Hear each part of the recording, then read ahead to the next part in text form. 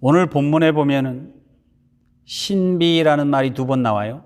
개정 개혁판에서는 신비라고 그랬고 개역 한글판이죠. 거기선 비밀로 번역되어 있어요. 도대체 뭐가 신비롭고 뭐가 비밀스럽다는 것인지 결론부터 말씀드리자면은 구원의 신비, 구원의 비밀에 대한 말씀이에요. 그런데 본문에 담겨 있는 그 구원의 비밀이 그 내용이 너무 포용적이에요. 범위가 너무 넓어요.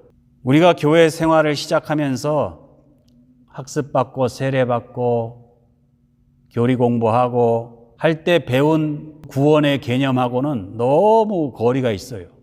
그렇다면 사도 바울이 깨달은 구원의 신비, 구원의 비밀이란 무엇인지 다음과 같이 묵상해 보겠습니다. 첫 번째로 구원의 신비, 하나님께서 온 이스라엘을 구원하신다는 사실입니다.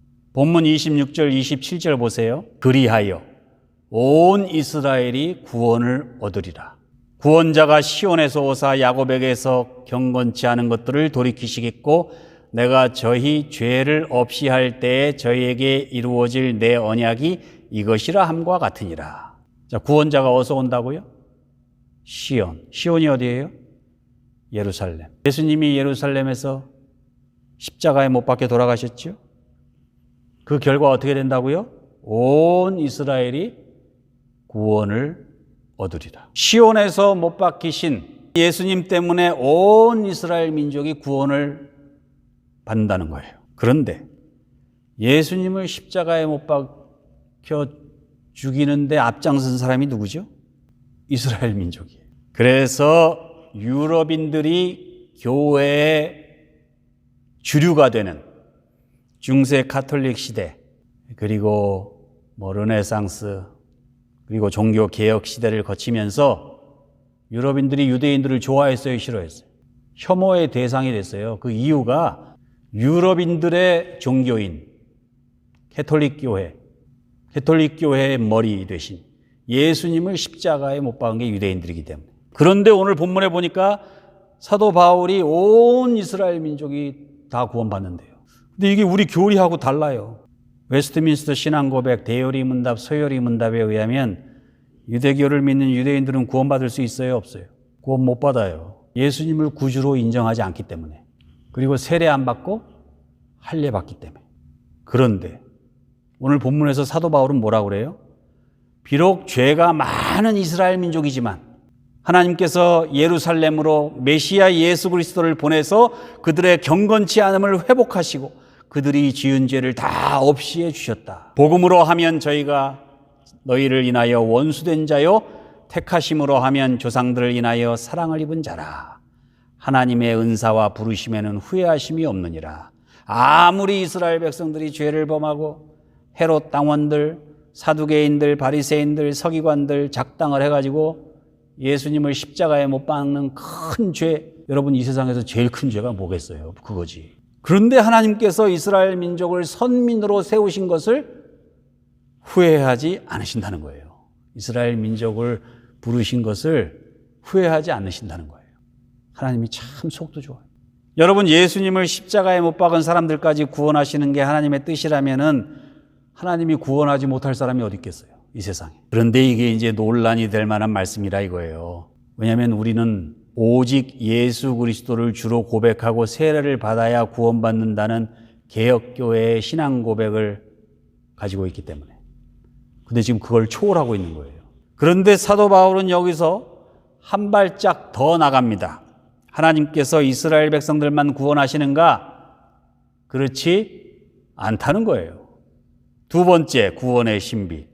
하나님께서 모든 사람을 구원하신다는 사실입니다. 32절에 보세요. 하나님이 모든 사람을 순종치 아니하는 가운데 가두어 두심은 모든 사람에게 긍휼을 베풀려 하심이로다. 자, 여기서 긍휼을 베푼다. 이게 전후 맥락으로 보면은요, 긍휼을 베풀어 구원하신다는 의미예요. 이게 전후 맥락을 가만히 따져보면. 하나님께서 예수님을 십자가에 못 박아 죽인 이스라엘 백성들을 긍휼히 여겨서 구원해 주셨듯이 순종치 않는 이방인들을 포함해서 모든 사람들에게 긍휼을 베풀어 구원해 주시겠다는 말씀이에요.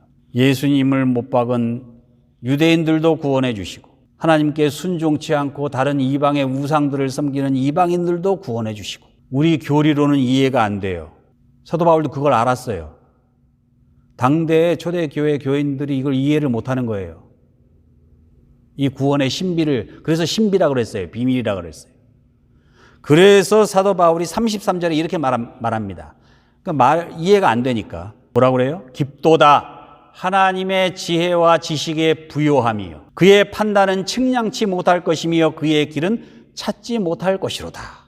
우리 인간의 지혜와 지식은 한계가 있는데 하나님의 지혜와 지식에는 한계가 없어요. 당신이 원하시는 대로 다 할 수 있다는 거예요. 우리는 이해하지 못하고 우리는 받아들이지 못할지 모르지만. 마태복음 19장에 보면요. 예수님께서 제자들에게 이런 말씀을 하신 적이 있습니다. 낙타가 바늘귀로 들어가는 것이 부자가 하나님 나라에 들어가는 것보다 쉬우니라. 원래는 이게 번역이 잘못돼서 원래는 동아줄이에요. 낙타가 아니라 원래는. 동아줄이 바늘귀로 들어가는 것이 부자가 하나님 나라에 들어가는 것보다 쉬우니라. 동아줄하고 낙타하고 이의어예요. 근데 이걸 낙타로 번역한 거죠. 부자는 천국 못 간다는 말씀이잖아요. 어떻게 동아줄을 바늘귀에 끼울 수 있어요? 그래서 제자들이 놀라서 물었습니다. 아니, 예수님, 그러면 누가 구원을 얻을 수 있으리요? 그러자 예수님이 뭐라고 그래요? 예수님이 그들을 보시며 이르시되 사람으로는 할 수 없으나 하나님으로서는 다 하실 수 있느니라. 제자들이 가지고 있었던 유대교 전통과 교리, 우리들이 가진 신앙 고백과 규례, 교리, 신학 이런 것으로는 이해할 수 없지만은 하나님께서는 낙타나 동아줄도 바늘귀를 다 뚫고 들어가게 천국으로 들어갈 수 있게 다 하실 수 있다는 거예요. 여러분, 하나님께서 모든 사람을 구원하실 수 있을까요? 없을까요? 우리는 못하지만 하나님은 할 수 있죠. 우리 인간의 편견과 이기심과 경쟁심, 욕심 이런 걸로는 불가능해요. 사제들의 교황의 아량, 칙령, 교리 이런 걸로는 안 돼요. 그러나 하나님은 하실 수 있어요. 지금 사도 바울이 그 얘기를 하고 있는 거예요. 모든 사람들을 구원하시는 이 하나님의 마음에 대하여 선지자 에스겔서 13장 23절에서 이렇게 말씀합니다. 나 여호와가 말하노라. 내가 어찌 악인의 죽는 것을 조금인들 기뻐하랴. 그가 돌이켜 그 길에서 떠나서 사는 것을 어찌 기뻐하지 아니하겠느냐. 천인공노할 인간으로서는 상상할 수도 없는 그런 잔인한 죄를 저지른 범죄자가 사형당했습니다. 좋아요, 싫어요? IS 테러 집단을 이끄는 두목이 미군의 폭격으로 죽었습니다. 좋아요, 싫어요? 사람들은 박수치죠? 작전에 성공한 군인들은 진급하죠? 훈장받죠? 그런데 그 사형수하고 테러범의 어머니는 어떻게 생각할까요? 내 자식 어릴 적 상처받은 그 마음을 내가 달래주지 못해. 그렇게 된 것이니 다 애미 잘못입니다. 이 사형수 어머니들의 공통적인 고백이에요. 근데 그 마음이 하나님 마음이에요. 하나님께서는 아무리 악한 자라도 그가 죽으면 조금도 기뻐하지 않으신다는 거예요. 근데 우리는 생각만 좀 다르면 죽었으면. 절대 하나님의 마음이 아닙니다.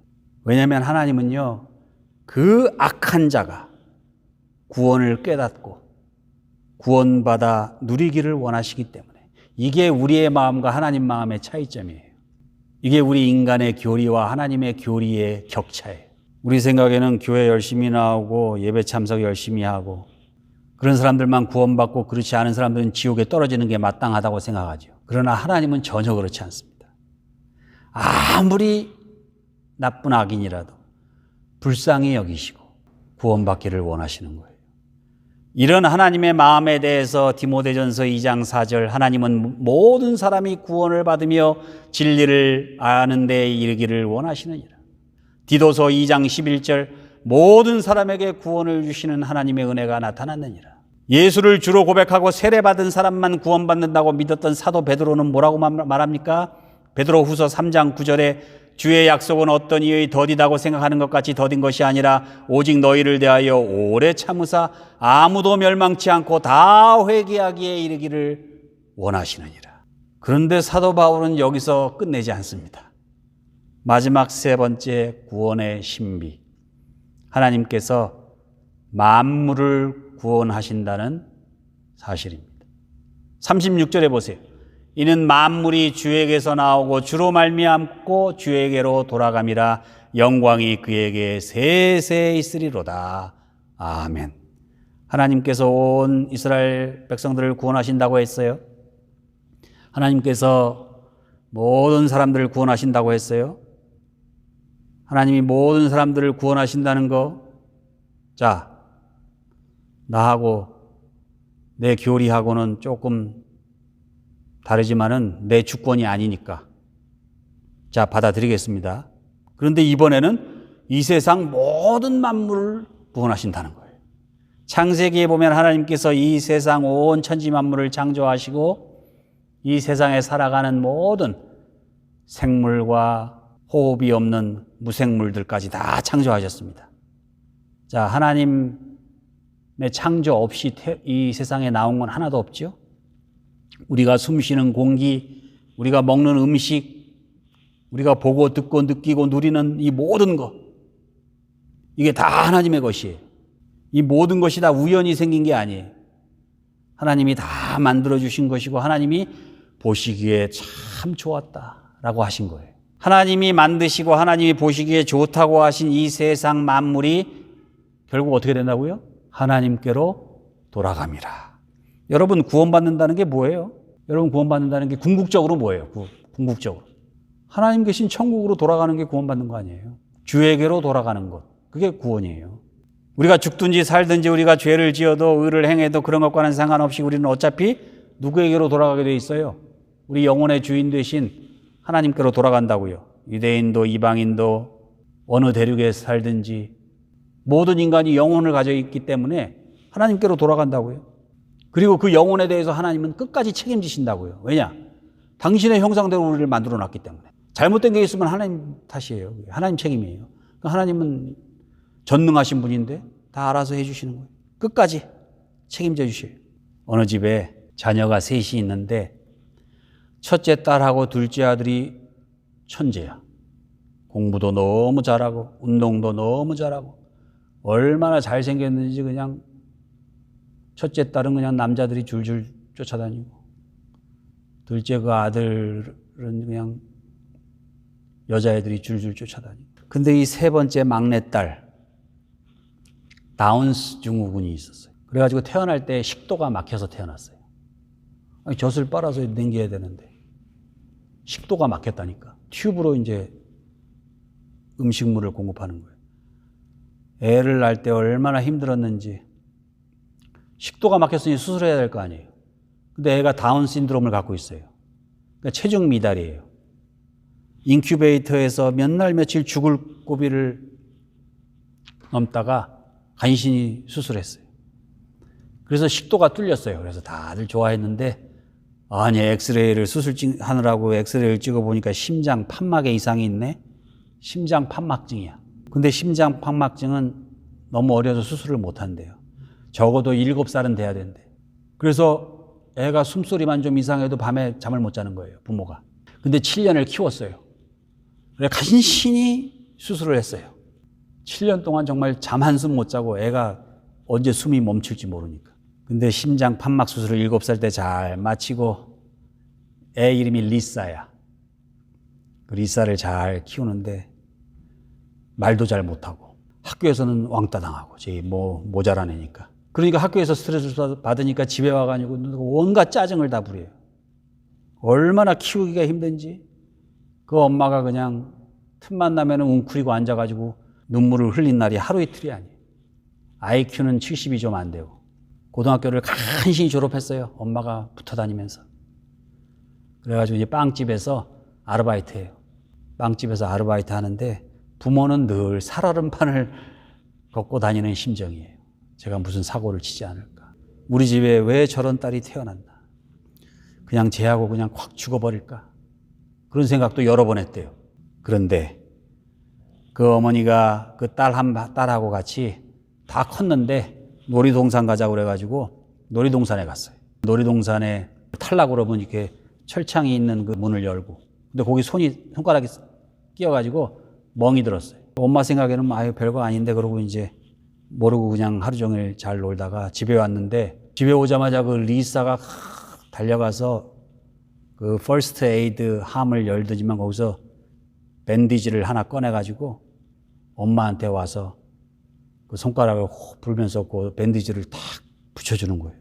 그러니까 그 애가 자기 좋으라고 놀이동산 가서 하루 종일 재밌게 지냈는데 그 엄마가 그 손가락 다친 거, 그게 마음이 걸린 거죠. 그 애가.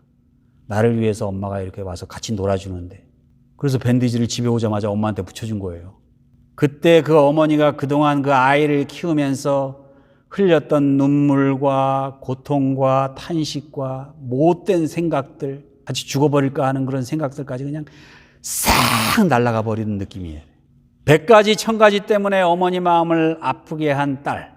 그러나 밴드지 그냥 한번 붙여주는 걸로 그냥 다 해결했어요. 어머니가 그 후로 얼마나 행복했는지.